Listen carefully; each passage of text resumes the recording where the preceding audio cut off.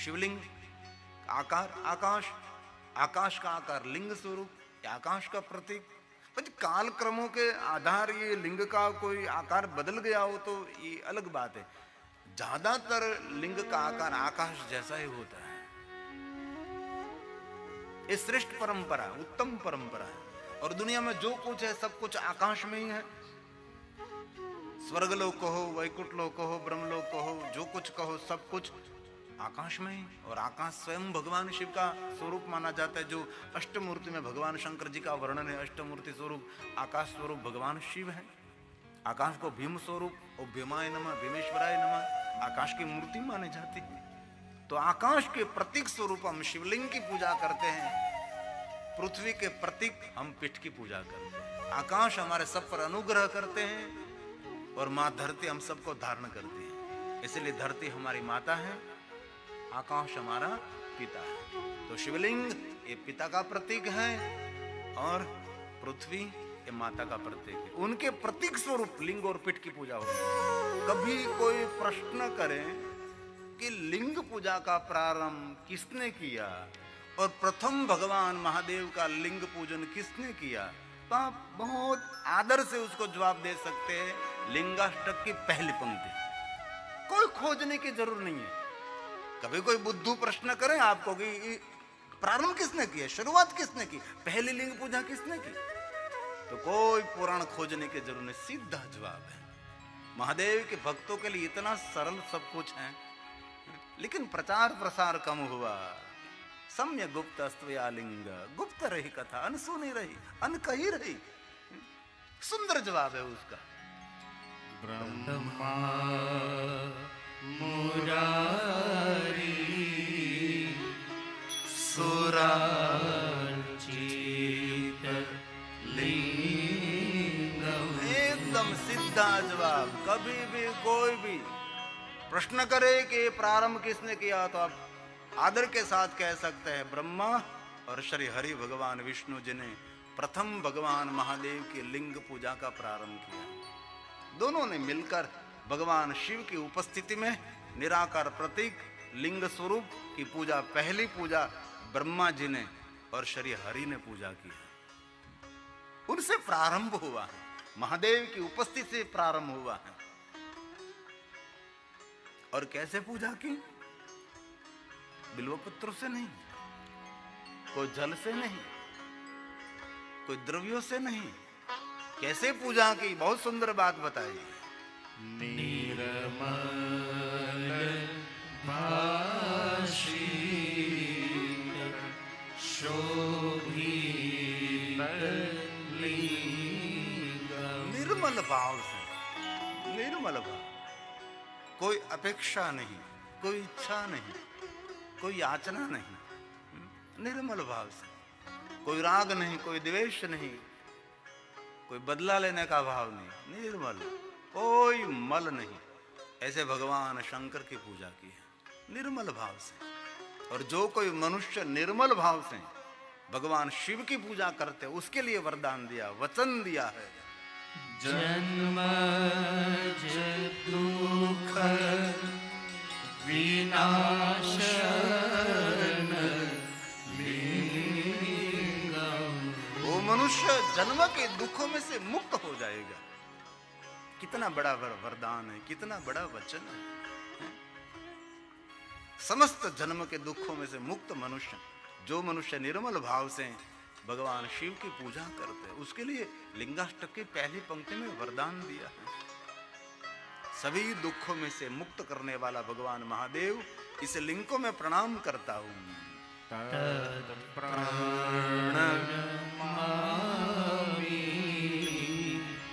सदा शिव लिंगम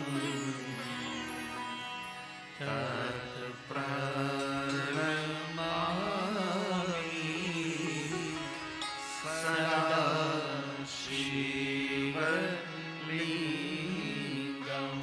लिंगाष्टक सभी लिंगों की वंदना है। कभी कभी अवसर मिले तो महादेव के सन्मुख बैठकर लिंगाष्टक का पाठ करें। कभी अवसर मिले तो महादेव को जलाभिषेक करते करते लिंगाष्टक का पाठ करें। लिंगाष्टक का अर्थ है सभी शिवलिंगों की वंदना है। देवताओं ने जिस शिवलिंग की पूजा की इस लिंग को प्रणाम, देवगणों ने देवदूतों ने शिवलिंग की पूजा की इस लिंग को प्रणाम करते हैं, राजा महाराजाओं ने जिस शिवलिंग की पूजा की इस लिंग को प्रणाम करते हैं, ऋषि मुनियों ने जिस शिवलिंग की पूजा की इस शिवलिंग को प्रणाम करते हैं, सुरगुरु सुरवर उसने भगवान महादेव की पूजा की। सुरवर सुरों में श्रेष्ठ इंद्र ने, इंद्रेश्वर महादेव, सुरवर सुरगुरु बृहस्पति देव ने, देवताओं के गुरु ने भगवान महादेव के लिंग स्वरूप की पूजा की। इस लिंग को हम प्रणाम करते हैं। देववन पुष्प, देवताओं के वन में से पुष्प लाकर देव के राजा इंद्र ने पूजा की, देवगुरु बृहस्पति ने पूजा की। सामान्य कोई जंगल में से नहीं, देवताओं का जो वन है वहां से पुष्प लाकर भगवान शंकर जी का पूजन किया है। शिवपुराण में तो पूरी पुष्प पूजा की परंपरा है। किस प्रकार के पुष्प महादेव को अर्पण करने से क्या फल मिलता है, पूरा प्रयोग है। लेकिन भाव से की गई पूजा सभी हमारे भावना को पूर्ण करते। भाव भावाकरम शिवम। पुष्प तो बहुत लोग चढ़ाते हैं, लेकिन जब मन पुष्पों से जैसा सुगंधित सुकोमल, तब ये पूजा सार्थक होती है। मन में कठोरता, मन में वैरवृत्ति, बदला लेने का भाव, बहुत सारे राग द्वेष लेकर पूरे जीवन हम पूजा करते रहते, लेकिन कुछ भी नहीं मिलता। इसलिए बहुत सारे नियम भी बताए गए। ब्रह्मा जी ने पूरी शिव परंपरा नारद जी को बताई,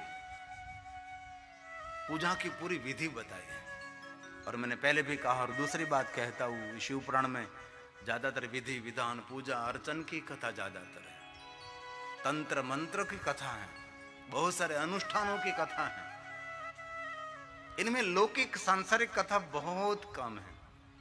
जो हमारी व्यवहारिक कथा रहती है, जो सामाजिक कथा रहती है, कौटुंबिक कथा रहती, ऐसी कथा शिवपुराण में थोड़ी थोड़ी कहीं कहीं जूझ है।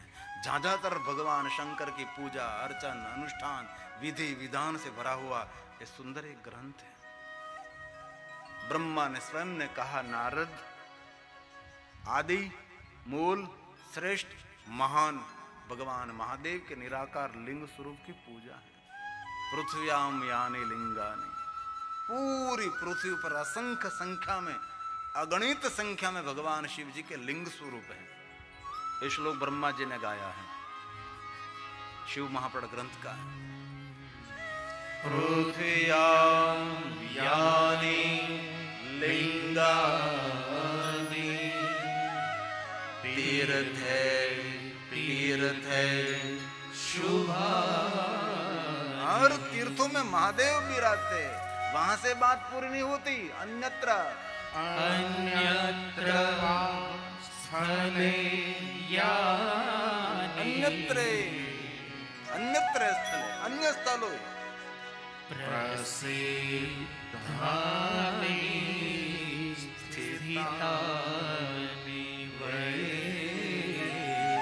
सिर्फ तीर्थों की बात नहीं रही, अन्य स्थानों में भी भगवान शिव की लिंग स्वरूप विराजमान बहुत सारे।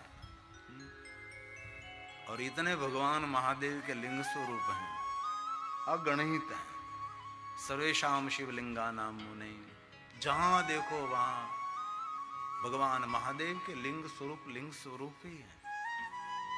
और तीर्थ को तीर्थ तब कहा जाता है वहां भगवान महादेव का लिंग स्वरूप होना चाहिए, तब उनको तीर्थ कहते हैं। और पुराण को धर्म पुराण तब कहा जाता है, इस पुराण में महादेव की महिमा होनी चाहिए। और धर्म को, शास्त्र को धर्म शास्त्र तब कहा जाता है, इसमें महादेव की महिमा होनी चाहिए। शास्त्र रहेंगे, लेकिन शिव की महिमा के बाद वो धर्म शास्त्र बनेगा। पुराण रहेगा, पुरातन इतिहास, लेकिन इनमें महादेव की महिमा मिलने से ये पुराण नहीं रहता, वो धर्म पुराण रहता है। और एक बात, कोई भी वक्ता प्रवचन करता है, वो प्रवचन में शिव का नाम रहता है तो ही प्रवचन धर्म प्रवचन बनेगा।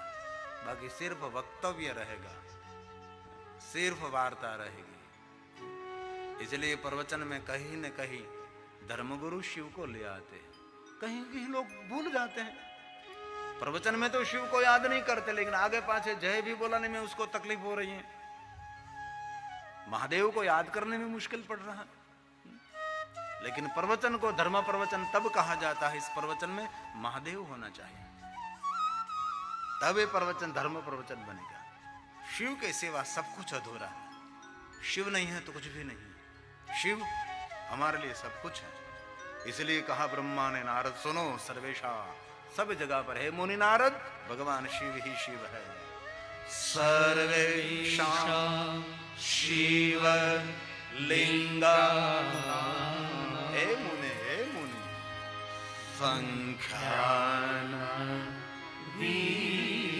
संख्या न विद्यते, कितनी संख्या में भगवान शिव विराजते हैं किसी को पता नहीं। और कह दिया सर्व लिंगामय भूमि, पूरी भूमि महादेव से लिंगों से भरी हुई, ऐसा नहीं। सर्व लिंगामय जगत, सर्व लिंगामय जगत, पूरा जगत भगवान महादेव से शिवलिंगों से भरा हुआ है। बहुत बड़ा विज्ञान माना जाता है। शिवलिंग कोई सामान्य वस्तु नहीं है, हमारे लिए ये पावर का हाउस है। जीवन जीने का आनंद लेना है तो भगवान महादेव के निराकार लिंग स्वरूप का पूजन करना चाहिए, उनका दर्शन करना चाहिए। और शिव पुराण में कहा शिवालय जाकर कोई अर्चन पूजन न करें, लेकिन शिवालय जाकर सिर्फ शिवलिंग के सामने दृष्टि रखने मात्र से उनमें ऊर्जा, उनमें तप, उनमें पुण्य, उनमें बहुत सारा तेज इनमें प्रवेश करता है। क्योंकि शिवलिंग ये भगवान शिव की आत्मा माने जाते हैं। शिवलिंग हमारे सबके लिए हमारा हृदय है। शिवलिंग हमारे ऋषि मुनियों की परंपरा है। शिवलिंग हमारे देवों की परंपरा है, ये हमारी मूल परंपरा है। लेकिन बहुत सारे विचार वादकों ने बहुत कुछ अलगावाद कर दिया। अब तो धीरे धीरे ठीक हो रहा है। बाकी तो मुझे पता है कि मैं जब उम्र में छोटा था तब हम देखते थे कहीं लोग शिवालय तो नहीं आते थे, जहाँ शिवालय मार्ग में आता था वहाँ से भी अपना मुख मोड़कर जाते थे, अथवा अपना मुख घुमा लेते थे कि भाई वहाँ तो शिवालय है। और मुझे तो वहाँ तक का अनुभव है, कोई कोई गांव में मैं शिव कथा गाने के लिए जाता था, मेरे दसनामों ने कहीं आयोजन किया होता तो गांव के कोई कोई लोग गांव छोड़कर भाग जाते थे, क्योंकि शिव का नाम सुनने से मेरे पाप लगता है। ऐसे लोग दुनिया में थे। इतना प्रचार, इतनी विचारधारा, बीच में तो शिव को तो सबको भुला दिया था। अब फिर से धीरे धीरे और बहुत समय के बाद शिव पुराण को लोकप्रियता मिली है और यश मिल रहा है पूर्व वक्ताओं को, खास करके हमारे भामनगर सुरनगर निवासी वयोवृद्ध हमारे दयागिरी बापू को ये यश मिलना चाहिए। उसने पूरा जीवन शिव कथा गाई। कच्छ की धरा पर भी उसने कितनी कथा गाई, उनके द्वारा ये प्रारंभ हुआ। और मुझे भी शिव कथा कहने की प्रेरणा उनकी ओर से मिली। मुझे किसी और ने शिव कथा कहने की प्रेरणा नहीं दी। इस हमारे दसनाम के गौरव दयागिरी बापू ने ही मुझे प्रेरणा दी कि आप शिव कथा गाओ, शिव कथा करो। बाद में मैं पढ़ने के लिए गया, हरिद्वार 5 साल में रहा और मैं पढ़ा, सब कुछ मैं सीखा।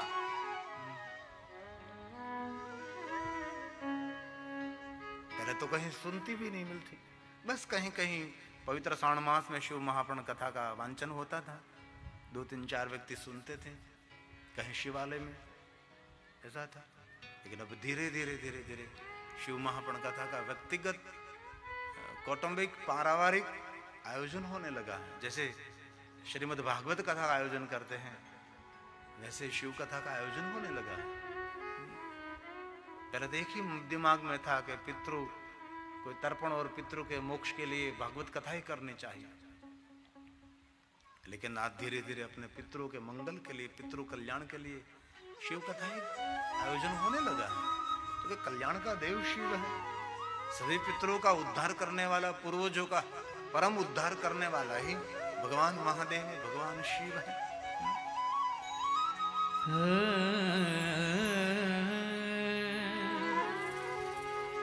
शिव का अर्थ कल्याण है,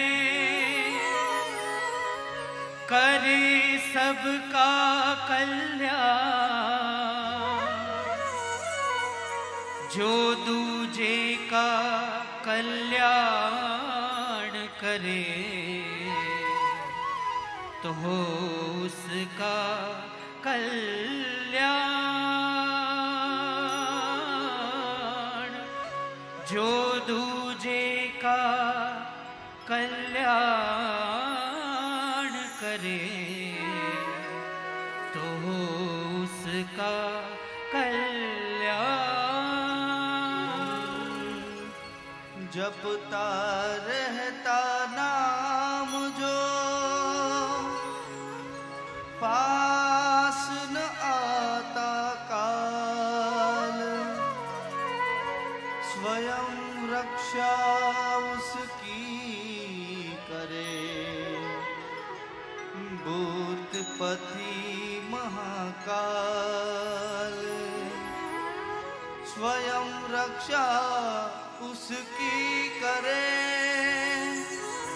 भूतपति महाकाल। ब्रह्मा ने स्वयं ने कहा, नारद, भगवान महादेव की पूजा सर्वलोक में करते हैं। जितने शिवलिंग पृथ्वी लोक पर है, इतने शिवलिंग पाताल में है। सर्वलोक में शिव ही शिव है। स्वर्ग में भी शिव है, मृत्यु लोक में शिव है। सभी लोक में भगवान महादेव के निराकार लिंग स्वरूप शिव की ही पूजा रहती है। ये सभी श्लोक शिव महापड़ ग्रंथ के हैं। और स्वयं ब्रह्मा जी नारद जी को भगवान महादेव के महिमा बता रहे हैं। नारद सुनो, नारद सुनो। और नारद महादेव के परम भक्त हैं, इसलिए महादेव के भक्तों की पहचान नारायण है। ओम नमो नारायण। क्योंकि नारदी परंपरा है। नारद जी बोलते हैं तो नारायण नारायण, ओम नमो नारायण, ओम नमो नारायण। लेकिन नारद महादेव के परम भक्त हैं।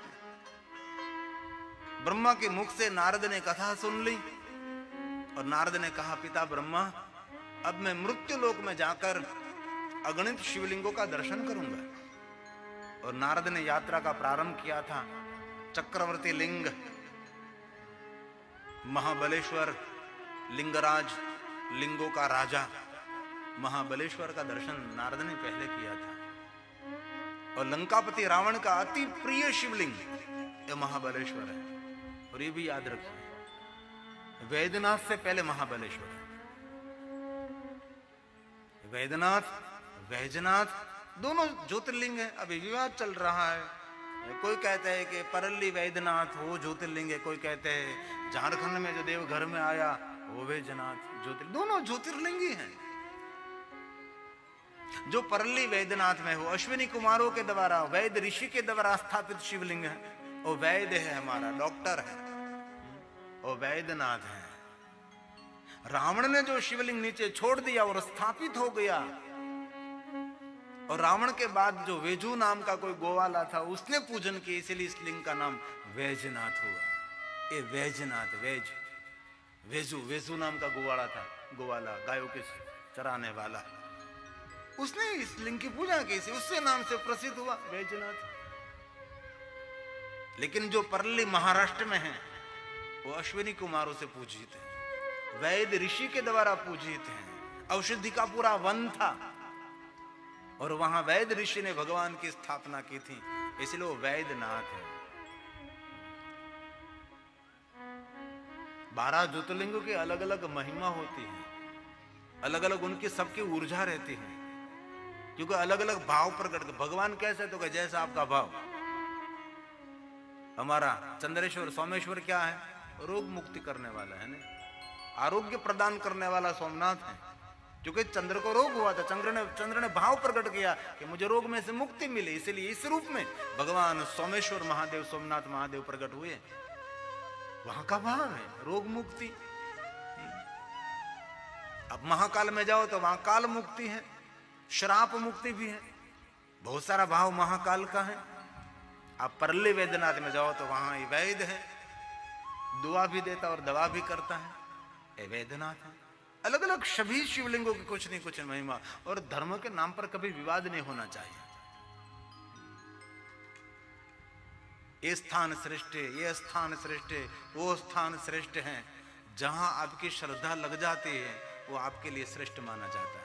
जहां आपकी श्रद्धा एकदम स्थिर हो गई आपके लिए श्रेष्ठ है। विवाद क्यों करें? इसलिए ब्रह्मा ने स्वयं ने कहा पाताल पाताले चापि वर्तन्ते स्वर्गे चापि तथा भुवि और सर्वत्र पूज्यन्ते शंभु सदेवा सुर मानुषे सदेवा सूर सूर असुर और मनुष्य भगवान महादेव की निराकार लिंग स्वरूप की पूजा करें। इसलिए महादेव की पूजा एक जगत में नहीं, भगवान महादेव की पूजा तीनों जगत में रहती है। और ये कोई बात काल्पनिक नहीं है, ये कोई बनी बनाई बात नहीं है। जो भगवान व्यास ने शिव महापुराण में गाया, ये कहने का मैं प्रयास करता हूं। मैं शास्त्र को शस्त्र नहीं बना रहा हूं, और कभी कभी बनाना भी पड़े। सच्ची बात कहने के लिए कभी शास्त्रों को भी शस्त्र बनाना पड़ता है, प्रहार करने के लिए उसका आधार लेना पड़ता है। क्योंकि इतनी गलत, इतनी उपजी हुई बनी बनाई हुई आकाश में उड़ती हुई बात लोगों में फैल रही है, लोगों को भ्रमित करे जा रहे हैं। तो कभी कभी शास्त्र को शस्त्र भी बना लेंगे हम। आप अवसर दोगे तो जरूर ये भी करेंगे। और शास्त्र का तो जिसने शस्त्र बना लिया ना वो खतरनाक होता है। और हम देखते हैं प्रवचनों में कहीं कि शिव जी के बारे में जो बात कही है वो अवतारों के बारे में वो बात कर रहे हैं। अवतार बात अलग है, निराकार ओमकार की बात अलग है। इसलिए शिव के साथ जो बात जुड़ी है वो कोई अवतारवादी भगवानों के साथ नहीं जोड़नी चाहिए। ये बहुत गलत है कि शिव सबसे जुदा, शिव सबसे निराला है। विश्वनाथ मम नाथ पुरारी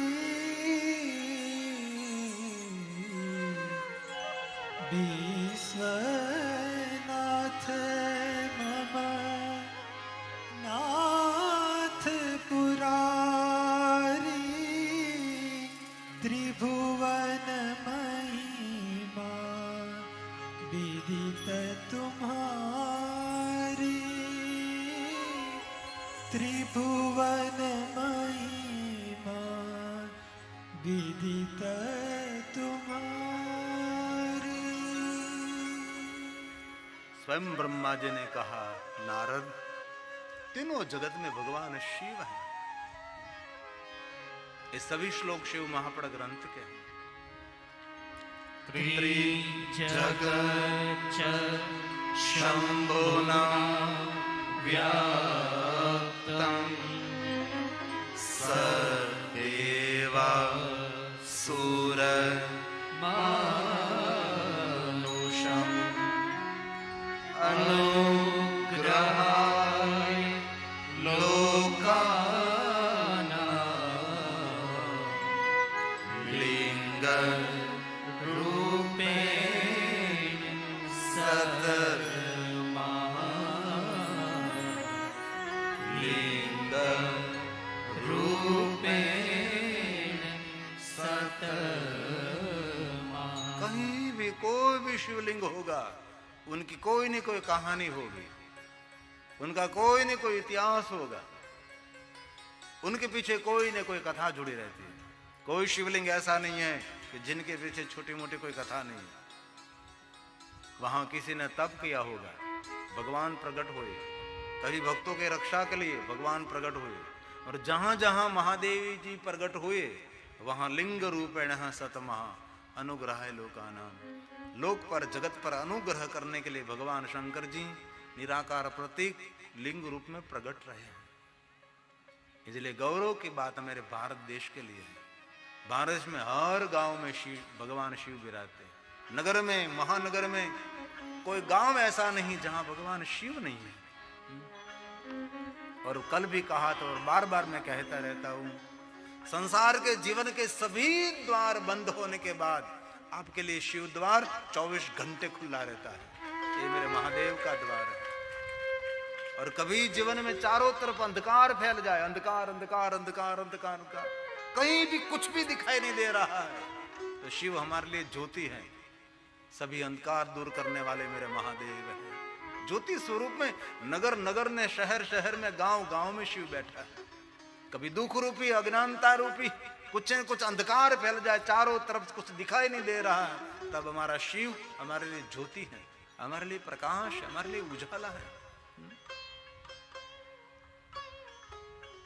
और कभी कभी जीवन में ऐसा दिन भी आ जाते हैं, चारों तरफ से सभी द्वार लोग बंद कर देते हैं, कहीं जाने का मार्ग नहीं मिलता, कहीं द्वार नहीं मिलता, और चारों तरफ से द्वार बंद हो जाए और महादेव का द्वार जो खटखटाता है, उनका सभी द्वार महादेव खोल देते हैं। ये शिव है, ये महादेव। लेकिन इन महादेव के पास जाने वाले कितने लोग? बहुत कम लोग हैं, अभी भी बहुत नहीं है, बहुत कम लोग हैं। अब तो ऐसा दिन आना चाहिए कि हर मनुष्य रोज शिवालय जाना चाहिए। कोई मनुष्य का भाग्य बंद नहीं रहेगा, हर मनुष्य का भाग्य खुलेगा। और भगवान शंकर को देवताओं ने पूछा था कि महादेव यहाँ क्यों आप बैठते, खुला आकाश और खुले आकाश में खुले द्वार रखकर बैठते हैं? तब भगवान महादेव ने कहा था, सबके भाग्य बंद रहते हैं, लेकिन जो मेरे द्वार एक बार आ जाए तो उसका जीवन का मैं भाग्य खोलने के लिए निरंतर उसका इंतजार करता हूं। मेरे भाग्य का खोलने की चाबी उनके पास है। लेकिन शिवालय जाना चाहिए, शिवालय पहुंचना चाहिए। अभी कोई कोई गांव में हमने शुरू कर दिया है। गांव के 30 बहनों 30 भाई मिलते हैं, गांव के शिवालय की साफ सफाई महीने में एक बार आपकी तरफ से, शिवालय में श्रृंगार महीने में एक बार आपकी तरफ से, शिवालय में दीपमाला महीने में एक बार आपको ही करना है, पुजारी को नहीं देना है। आपको स्वयं जाकर शिवालय की साफ सफाई, फूलों का श्रृंगार, भगवान को दोपहर का भोजन और संध्या के समय दीपमाला भगवान की करें। महीने में एक बार तो कर सकते हैं, नहीं कर सकते। और कोई कोई गांव में 30-30 बहनों की 30-30 भाइयों की टीम बन रही है, महीने में एक बार 60 लोग मिल जाते तो 60 दिन में एक बार उसका बस उसका अवसर आएगा। कब चलो आज के दिन हमारी भगवान की पूजा है, पूरे दिन ऐसे श्रृंगार शिवालय में रोज बनेगा। जाजात रड़ियामणा ऐसा हो सकता है, लेकिन हमारे सबके तो बहुत सारे काम है ना। शिवालय तो तब जाते हैं हम, चारों तरफ से दुख ही दुख, दुख ही दुख। तब कोई ब्राह्मण कहता होगा कि आप दुखी हो ना, जाओ महादेव का अभिषेक करो, भगवान शंकर जी का अभिषेक करो, आपके दुख दूर हो जाएंगे। और कृष्ण ने तो बार बार 5 पांडवों को कहा कि अभिषेक करो, पूजा करो, पूजा करो, पूजा करो। कदम कदम पर भगवान द्वारकाधीश भगवान कृष्ण ने 5 पांडवों को याद कराया। अर्जुन को कहा, भीम को, सहदेव, निकुल, सबको कहते रहे। और मां कुंती तो महादेव की परम भक्त थी, वो तो शिव की पूजा के बिना कभी मुख में जल नहीं रखती थी। महादेव के दर्शन, महादेव की पूजा के बाद वो मुख में जल रखती थी, ऐसी परम शिव भक्त थी मां कुंता। कौन शिव भक्त नहीं है? जिनका बहुत बड़ा दुर्भाग्य होगा वो शिव भक्त नहीं होगा, बाकी जिनका बहुत बड़ा भाग्य होगा वो महादेव का भक्त होगा। और ब्रह्मा जी ने स्वयं ने कहा कि हे नारद सुनो, एक शिव की पूजा से संपूर्ण विश्व के देवता तृप्त हो जाते हैं, सभी देवता शांत हो जाते हैं। जैसे वृक्ष के मूल में जल सिंचन करते हैं, मूल के द्वारा थड़ डाले पत्ते पत्ते को जल मिलता है, ऐसा कभी हमने नहीं किया कि कोई वृक्ष को हरा रखने के लिए कि पत्ते पत्ते को जल पिलाए, कभी हो ही नहीं सकता। वृक्ष के मूल में हम जल सिंचन करते हैं तो मूल के द्वारा हर पत्ते को जल मिलता है। तो हमारा मूल कौन है? हमारा मूल शिव है। भगवान शिव का अर्चन करो, पूरा परिवार फैला और फूला रहेगा, खिला हुआ रहेगा। ये मैं नहीं कह रहा हूं, ये स्वयं ब्रह्मा जी बोल रहे हैं। शाखा पुष्यन्ति वृक्ष, वृक्ष की शाखा जैसे पुलकित रहती है। वृक्ष मूलस्य, मूल में जल का सिंचन करो, पूरा वृक्ष हरा भरा रहता है। वैसे ही तद वनस्य वपुर्विश्व, विश्व को तृप्त करने वाले शिवार्चन।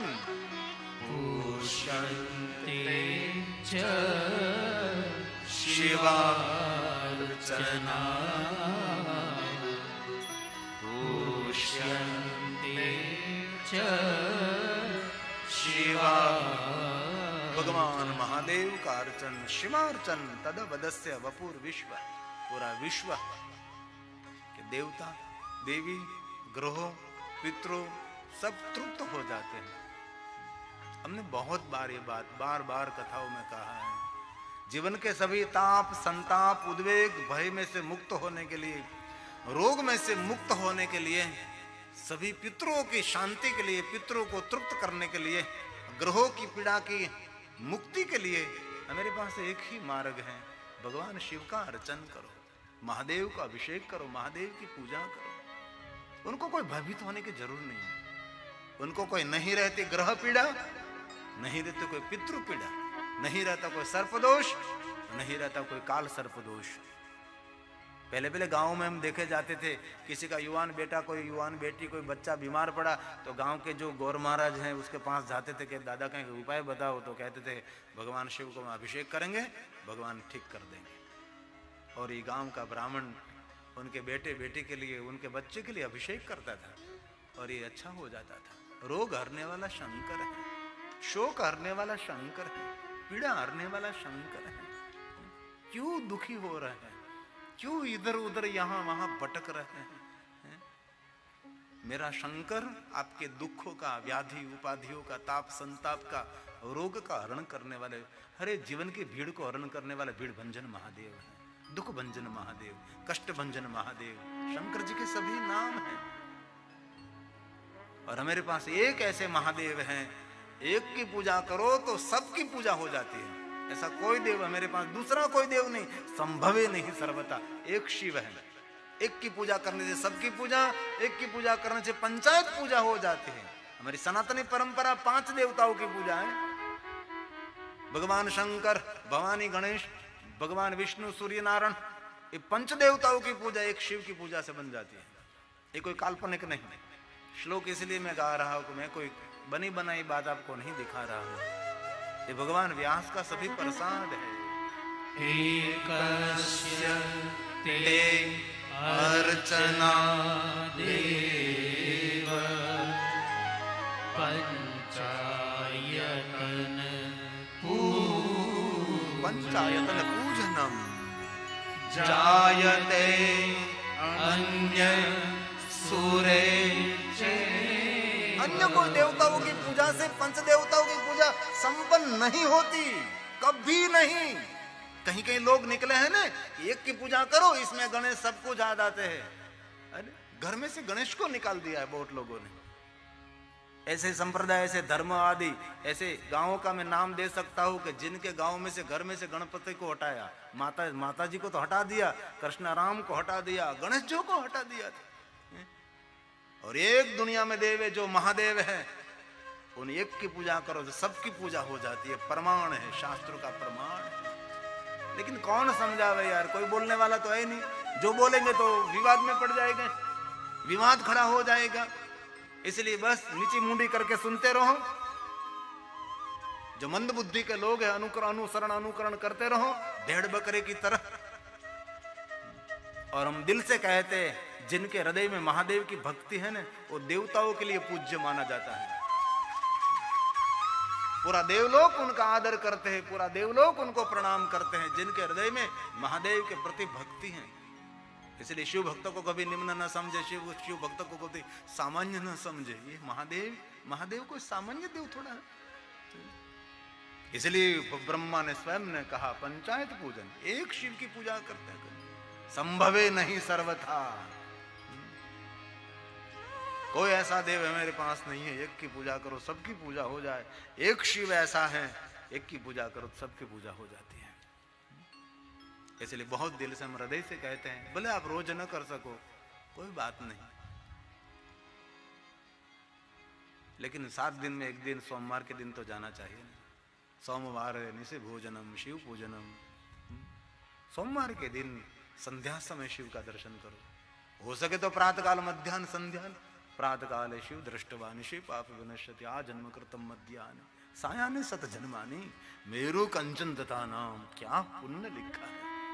तीनों समय महादेव का कोई दर्शन करते हैं, मेरु पर्वत समान सुवर्ण का कोई दान कर, कभी देखा भी नहीं। गवा कोटि करोड़ों गायों का दान, 3 समय शिव दर्शन, 5 कोटि तृणंगना, 5 करोड़ घोड़ा। पहले ये दान की महिमा थी। अभी जो श्लोक लिखा जाए तो एमा घोड़ा न हो, क्या घोड़ा नाचवा क्या? बहु प्राचीन श्लोक हो, इसलिए मैं घोड़ा नो दान, गायो नो दान, लेकिन महिमा अनंत महिमा है। और एक दूसरी बात, जो भगवान महादेव का संध्या समय दर्शन करते हैं ना, उनके जीवन की संध्या मंगल में हो जाती है।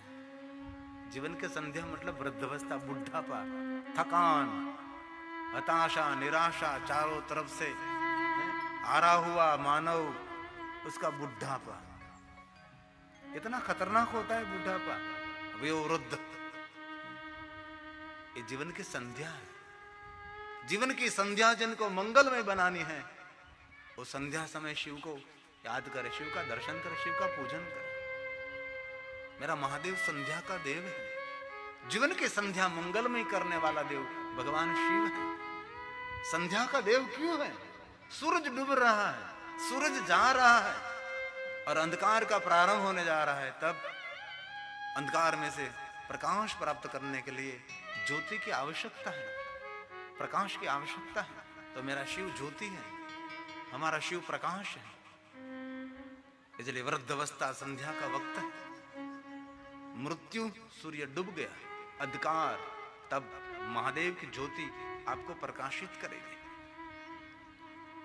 इसलिए रोज आपके पास समय नहीं है तो कम से कम सोमवार, अरे सोमवार के दिन आपके पास समय नहीं है तो त्रयोदशी व्रत करे हमेशा, ताके तन नहीं रहे कलेशा। धूप दीप नैवेद्य चढ़ावे, शंकर सन्मुख पाठ सुनावे, तो जन्म जन्म के पाप न जावे। त्रयोदशी के दिन प्रदोष पूजा, प्रदोष दर्शन, कितनी सुंदर बात है प्रदोष दर्शन। त्रयोदशी पूर्ण चतुर्दशी का प्रारंभ, दोनों तिथियों का मिलन, उसको कहते हैं प्रदोष का समय। अलग अलग समय रहता है प्रदोष का, लेकिन ये समय आपको न मालूम पड़े तो त्रयोदशी का संध्या का वक्त, उसको प्रदोष मानकर भगवान शिव का आराधन कर सकते हैं। जो प्रदोष पूजा, प्रदोष दर्शन करते, संसार के सभी दोषों में से मुक्त रहता है, वो ईश्वर की दुनिया में निर्दोष जाहिर हो जाएगा। प्रदोष पूजा शिव की श्रेष्ठ पूजा मानी जाती है। अतः प्रदोषे शिव एक एव, पूज्योऽथ नान्यहरि पदं जादा। तस्मिन् महेशे विधिने यजमाने, सर्वे प्रसीदन्ति सुराधिनाथः।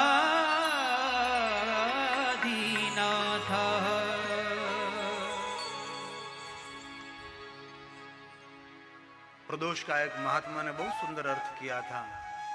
प्रदोष पूजा मतलब संध्या समय शिवालय जाकर भगवान शिव का दर्शन करना, हाँ सही है। प्रदोष मतलब संध्या समय भगवान शिव की पूजा अर्चन, दर्शन, दीपमाला करना, ये भी सत्य है। लेकिन ये विद्वान महात्माओं ने सुंदर प्रदोष का अर्थ किया था कि प्रदोष का अर्थ होता है किसी का दोष नहीं देखना। ये सबसे बड़ी प्रदोष पूजा मानी जाती है। किसी के छिद्र को नहीं देखना, किसी के दोष नहीं देखना, उसको प्रदोष पूजा, पर के दोष नहीं देखना, वो प्रदोष पूजा मानी जाती है। ये